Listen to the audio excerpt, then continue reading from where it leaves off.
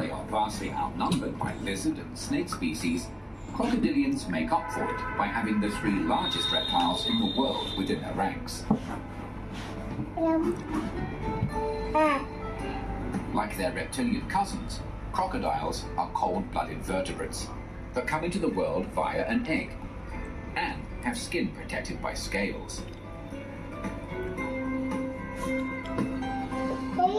These light yet hardy structures are made from a fibrous protein called keratin, which is also found in hooves, and feathers. आप body भी बना सकते हो कैसे Croc scales are called scutes and are different to those found on snakes and lizards. They don't overlap and are set out in regular rows and patterns.